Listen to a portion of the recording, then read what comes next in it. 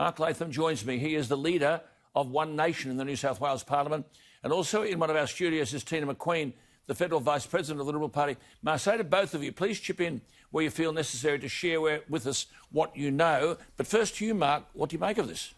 Well, it's extraordinary that for 5.5 years the Premier had a secret land developer boyfriend.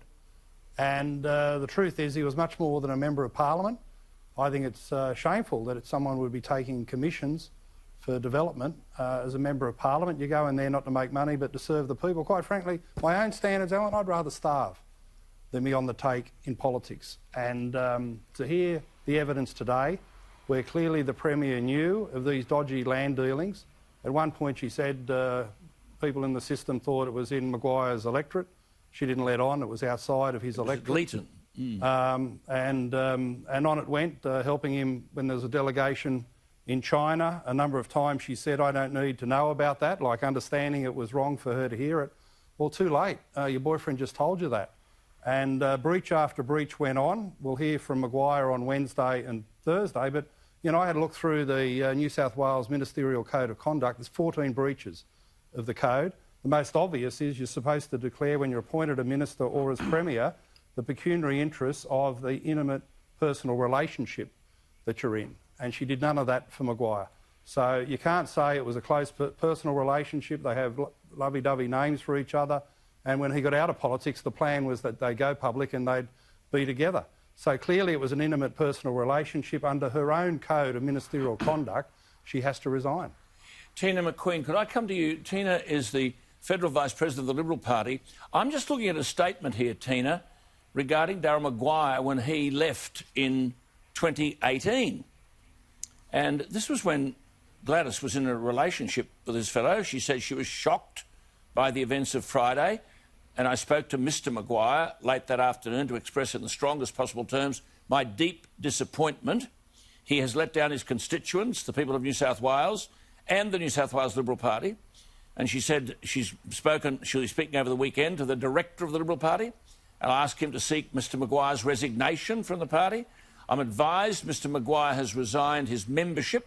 We'll be bringing forward the opening nominations for the seat of Wagga so that an appropriate new candidate, the Liberal Party, can be selected by the Liberal Party, and as to whether such a person can effectively represent the people of Wagga. I mean, this is pretty scathing stuff, and yet, on the other hand, she's in a relationship. What do you make of this? Tina McQueen, Federal Vice President of the Liberal Party. Good evening, Alan. Yes, that's very confusing. And after that statement was released, the Premier still was in that relationship for another 2 years. Look, the other thing, Alan, is I sit on the state executive as well as the Liberal Party. Lobbyists cannot even sit on state executive.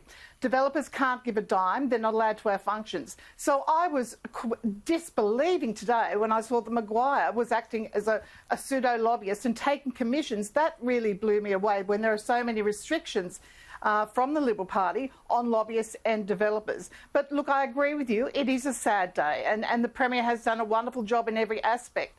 But imagine, Alan, if we swapped the genders, if this was a male Premier who was having an affair with a married female member in need of money. I don't think I stuffed up would suffice as an attitude that we'd all accept. So what should happen? Well, I can't say because it's still, the ICAC inquiry is still going on, but it's certainly a dreadful look for the Premier and the party, to be frank, Alan. Well, Mark, she said in relation to the Badgerys Creek thing that the deal, she wasn't interested in the deal. It wasn't interesting to her, as she would have thought it was pie in the sky, as his big deals often fell through. Yeah, but Gladys sat for at least half a dozen occasions around the cabinet table as they're making decisions about Badgerys Creek Airport, where her partner in life has got a financial interest where he's hoping to garner $1.5 million.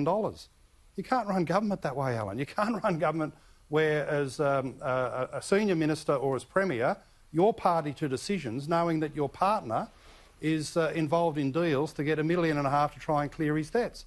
Now, no wonder it's before a corruption commission, because all of this just stinks. Tina? Alan, can I just add that the deceit of this relationship also put other ministers and members of Parliament at risk. You know, no one knew of this continued relationship, and, you know, who knows what conversations were had unknowing that he was having an affair with the Premier.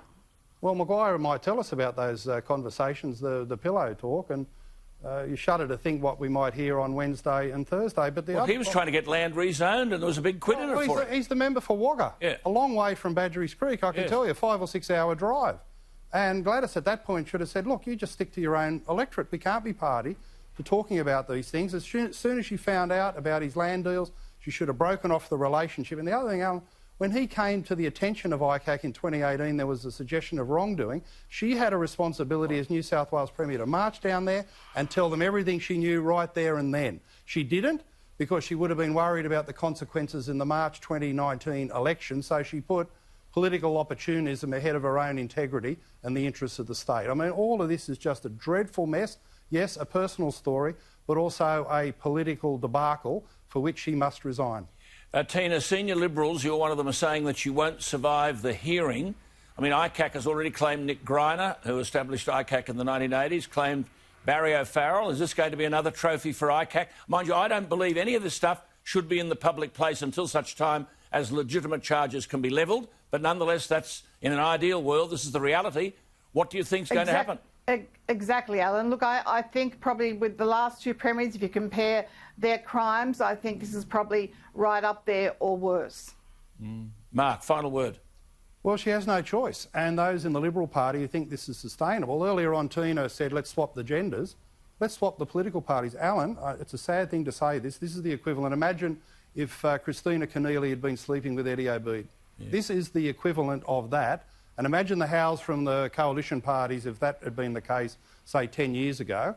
Of course, that was unthinkable. What's happened today is unthinkable. But the political ramifications are that if they've got any integrity, any honesty, any standards left in this government, they need to find a new Premier. All right, Mark. Tina, thank you for your time. That's Tina McQueen, the Federal Vice President of the Liberal Party, and Mark Latham. Thank you, Mark. We'll talk to you next week. There he is.